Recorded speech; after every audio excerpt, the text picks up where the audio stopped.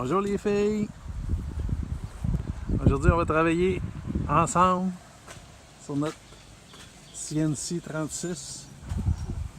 Je voulais vous montrer de quoi avant de commencer.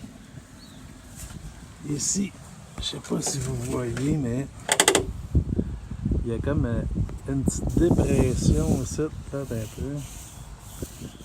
On la voit peut-être pas bien, mais ça ressemble à l'endroit où il y a le monticule à l'intérieur là, que je vous avais montré sur la vidéo d'avant. Et puis, j'ai l'impression que la réparation, elle a été faite alors qu'il y avait du poids sur la quille et puis qu'il y avait cette déformation-là, puis la déformation, elle est restée. Alors, qu'est-ce que j'ai l'intention de faire? C'est de défaire le monticule pour que ici, ça reprenne sa place. Alors, pour ce faire, j'ai soulevé la quille, j'ai vissé les vis de mes berres, les vis de mon berre, pour que la quille repose à peine sur le morceau de bois. En tout cas, il n'y a vraiment pas zéro poids là, présentement sur la quille. Là. Ça bouge pas. Là, mais... Alors, quand on va défaire le monticule, on va regarder qu'est-ce que ça fait à l'intérieur. Comme je vous disais tantôt, on va aller enlever tout ça ici, là, la réparation qui a été faite. Puis en même temps, mon but pour aujourd'hui, ça va être aussi de tout nettoyer leur bord ici et de l'autre côté pour aller chercher le balsa qui se situe en dessous de ça. Alors, on va travailler d'un côté pour commencer. Bon, ben une partie du mystère est résolue. J'avais fait des trous pour savoir exactement à quoi j'avais affaire. Quand je perçais la surface de fibre de verre, là, je tombais comme dans le vide. Alors, j'ai coupé tout le tour au grinder, les deux bords. J'ai fait un V. J'ai trouvé ce matériel mou-là. Alors, petite surprise ici. En tout cas, je sais pas c'est quoi, mais c'est quand même assez dur. Et puis, on dirait un uréthane, là. Je sais pas trop quoi. Mais en tout cas, une affaire qui est sûre, c'est que dans les craques, c'est plein d'eau. Rien de bon pour remédier au problème de moisissure dans le balsa. Donc on va continuer à jouer du grinder là-dedans.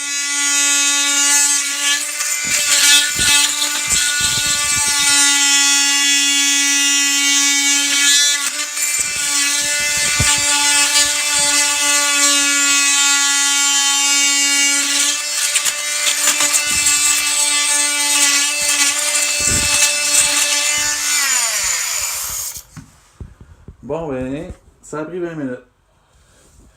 Bon, je vais vous montrer qu'ici, on était rendu définitivement dans le core.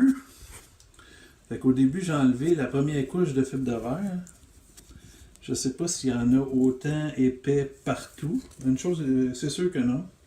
Peut-être à cause qu'on est en dessous de la réparation, ils ont mis un peu de fibre de verre de plus. Mais ici, on était dans le core. Fait qu'au début, j'ai trouvé du bois super sain. Mais d'après moi, c'est parce qu'il était imbibé de résine. Parce qu'en dessous, c'est moins beau. Comme je vous disais, en dessous, c'est moins beau.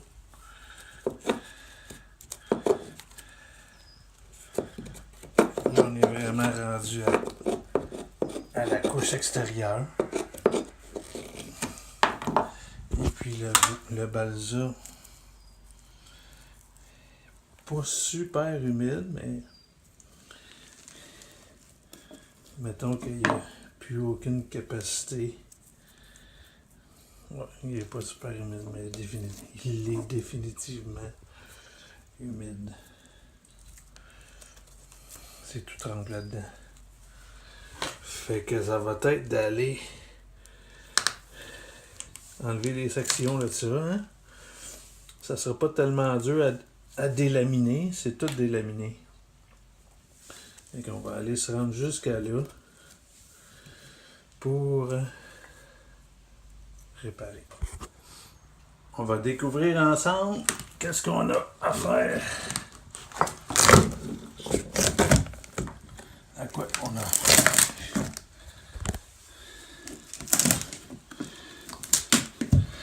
OK. Hein?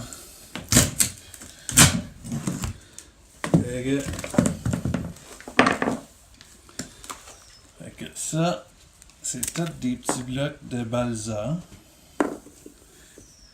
Comme entre les deux. Ça, on est sur la couche extérieure de la coque. Le balsa, il est vraiment délaminé parce que les couches se défont tout seules. Ici, on peut voir en dessous. Je sais pas si vous voyez l'humidité sortir de là.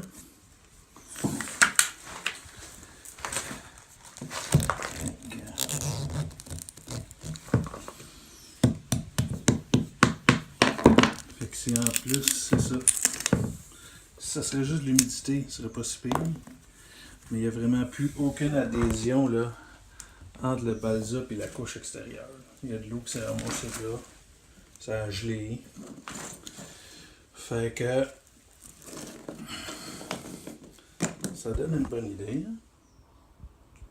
Bon, je suis rendu là. Alors, qu'est-ce que j'ai fait? J'ai tout dégagé la partie de la division ici. Là, c'est peut-être prêt à mettre un nouveau morceau de cousa. Parce que finalement, j'y vais pas en plywood, on y va complètement en composite. Alors, il n'y aura plus de problème de pourriture. Alors, qu'est-ce que j'ai envie de faire ici? Ici, j'ai mis une baguette, là. Et le dessous représente le niveau du... le dessous de la baguette représente le niveau du dessus du plancher. Alors, ici, je vais mettre donc un varang qui a environ 6 pouces. Et puis, qu'est-ce que je vais faire ici? Je vais enlever 6 pouces aussi de la partie ici, que je vais couper à l'horizontale et que je vais remplacer par un morceau de cousa, la même épaisseur. Et puis, je vais pouvoir le laminer au complet, comme ça, la partie qui est plus molle, là, dans le fond, au bas, elle va être remplacée. Fait que probablement la même chose ici.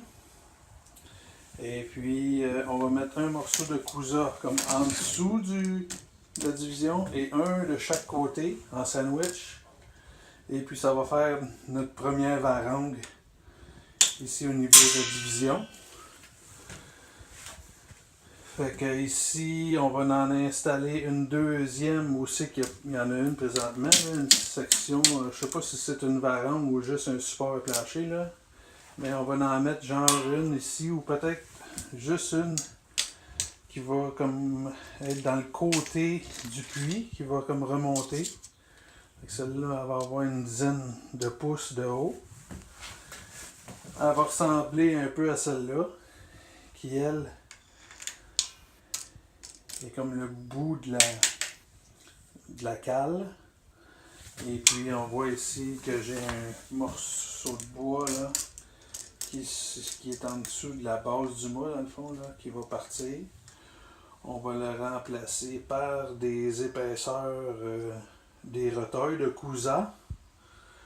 Le panneau de composite que je vais utiliser, c'est pas du vrai cousa, c'est une imitation. Le cousa qui est très très cher, j'en ai un qui est environ 30% moins cher que le cousa, mais c'est exactement la même chose. Fait que ici aussi j'ai un autre morceau de bois. Ça aussi je vais aller tout chercher la partie en dessous de ça. On va remplacer ça par des épaisseurs de cousa. Et puis ici, on va faire une autre varande. Ici, je vais mettre 3 épaisseurs de 3/4 de pouce qui va donner à peu près la même chose que ça. Environ 3 pouces et demi là. Et il y en a un autre ici, une varande. On va en installer un autre là. Et puis là, ici, il y a juste une épaisseur supplémentaire de fibre de verre. C'est pas vraiment une varande, mais probablement que ça sert de varande. Fait que au total. Ah oui, puis ici aussi, je vais en mettre une varande là, à la base pour imiter comme l'autre bord. Pour refaire la base de la division des deux côtés. Fait que je vais avoir une varande, 2 varandes, 3, 4, probablement 5, 6, 7 varandes en travers, 3 épaisseurs de 3/4 de pouce chaque. Et puis ici, je vais en installer également sur la longueur entre les deux divisions. Et puis, ça va faire toute la structure de plancher en même temps.